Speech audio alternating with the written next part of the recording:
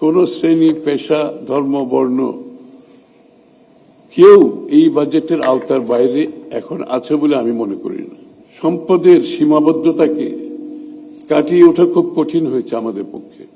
তার মধ্যে আমরা চেষ্টা করেছি, আমি আগেও বলেছি, প্রতিটি মানুষকে এই বাজেটের আওতায় আনার জন্য একটি নির্বাচিত সরকার আমরা পেয়েছি এবং বাংলাদেশ জাতীয়তাবাদী দল 2/3 অধিক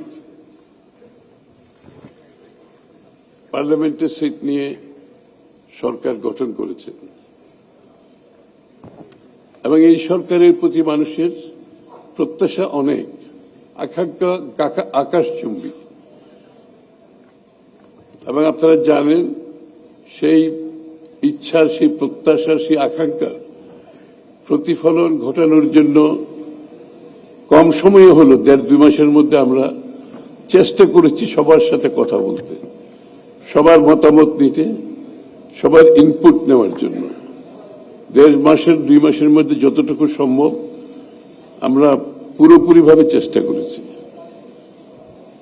এবং আপনারা আরো লক্ষ্য করবেন যে এই বাজেটের প্রেক্ষাপটটা এই জন্যই যে একটু ভিন্ন, যে সত্যিকার অর্থে বাংলাদেশের প্রত্যেকটি মানুষকে নিয়ে, প্রত্যেকটি নাগরিককে নিয়ে তাদের জীবনযাত্রার মান, তাদের ভবিষ্যৎ সব সময় বাজেটে প্রতিফলিত হয় না। এবারের বাজেটে আমরা চেষ্টা করেছি প্রতিটি মানুষকে আমাদের বাজেট চিন্তায় নিয়ে আসার জন্য।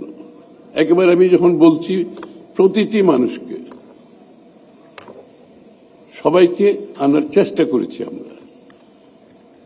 আমার যদি ভুল না হয়ে থাকে, কোন শ্রেণী, পেশা, ধর্ম, বর্ণ কেউ এই বাজেটের আওতার বাইরে এখন আছে বলে আমি মনে করি না।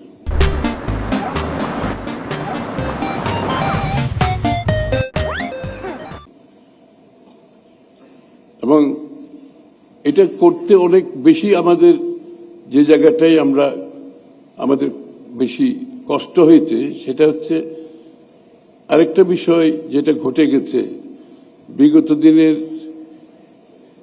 দীর্ঘ 1.5 দশকের অধিক সময় দেশের সম্পদ লুণ্ঠন হয়েছে, দেশের প্রতিষ্ঠানগুলো ভেঙে দেওয়া হয়েছে, অর্থনীতি একটা ভঙ্গুর অবস্থায় চলে এসছে, রাজনৈতিক অধিকার, সামাজিক অধিকার প্রশ্নবিদ্ধ হয়েছে। সেটা হচ্ছে আরেকটা প্রেক্ষাপট, যার কারণে আমরা সম্পদের সীমাবদ্ধতাকে কাটিয়ে ওঠা খুব কঠিন হয়েছে আমাদের পক্ষে। এই সীমাবদ্ধতার মধ্যে এই উচ্চ আকাঙ্ক্ষা এবং সবাইকে একটা ইনক্লুসিভ বাজেট করতে গেলে এটা একটা কঠিন বিষয়। তার মধ্যে আমরা চেষ্টা করেছি, আমি আগেও বলেছি, প্রতিটি মানুষকে এই বাজেটের আওতায় আনার জন্য। এবং এই জন্য আমাদের স্লোগানটি ছিল এরকম, অর্থনীতিকে গণতন্ত্রায়ন করা। এবং এই প্রেক্ষাপটটা আরো বেশি ধারণ করতে হয়েছে, কারণ এর আগে অর্থনীতিটা ছিল পৃষ্ঠপোষকতার অর্থনীতি, কিছু মানুষের জন্য অর্থনীতি, কিছু গোষ্ঠীর জন্য অর্থনীতি, অথবা কিছু অর্গানাইজড গ্রুপের জন্য অর্থনীতি। যে মানুষগুলো অর্গানাইজ না, যারা পৃষ্ঠপোষকতা পায় নাই, যারা অর্থনীতির ভাবনার বাইরে ছিল, আমরা এই মানুষগুলোকে আনার চেষ্টা করেছি। এবং সবার জন্য এই বাজেটে আপনারা লক্ষ্য করবেন, অ্যালোকেশন ওয়াইজ আমাদের এই সীমিত সম্পদের মধ্যে, সীমাবদ্ধতার মধ্যেও সকলের জন্য কম বেশি অ্যালোকেশন দেওয়া আছে, প্রোগ্রাম দেওয়া আছে এবং রোড ম্যাপ দেওয়া আছে। শুধুমাত্র যে পলিসি নীতিমালা নয়, আমরা কিন্তু রোড ম্যাপ দিয়েছি। এটা বাস্তবায়ন করতে গেলে আমাদের কি কি করতে হবে সেটাও কিন্তু পরিষ্কারভাবে বলা হয়েছে। এই জন্য এই বাজেটটি একটু ভিন্নধর্মী, এটার প্রেক্ষাপট কিন্তু একটু ভিন্ন, এটার ভাবনা চিন্তা দর্শন একটু ভিন্ন। এছাড়া গত ১.৫ দশকে বিশ্বের অর্থনৈতিক কর্মকাণ্ডে একটা বড় ধরনের পরিবর্তন হয়েছে এবং এই পরিবর্তনটা হল রুল বেসড ইকোনমিক অর্ডার থেকে বিশ্ব সরে গিয়ে একটা প্রোটেকশনিস্ট অর্ডারে চলে গেছে।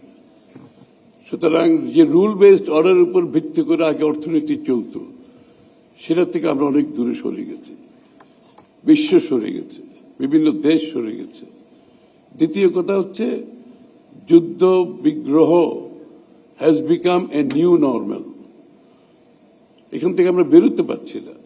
আজকে ইউক্রেন, কালকে মধ্যপ্রাচ্য, প্রতিনিয়ত কিছু না কিছু ঘটছে, যার কারণে স্বাভাবিক অর্থনৈতিক কর্মকাণ্ড বিঘ্নিত হচ্ছে, যার কারণে দেশের অর্থনীতিগুলো প্রপার পরিকল্পনার মাধ্যমে একটি অর্থনৈতিক বাস্তবায়নের দিকে যাওয়া কঠিন হয়ে গেছে। আমাদের বেলায় সেই চ্যালেঞ্জটা আরো বেশি বড়, কারণ আমরা যেটা ইনহেরিট করেছি বিগত ফ্যাসিস্ট সরকার, তারপর ইন্টেরিয়াম গভর্নমেন্ট থেকে, তারপরে যুদ্ধ মিলে আমাদের চ্যালেঞ্জটা আরো বেশি বড় হয়ে গেছে।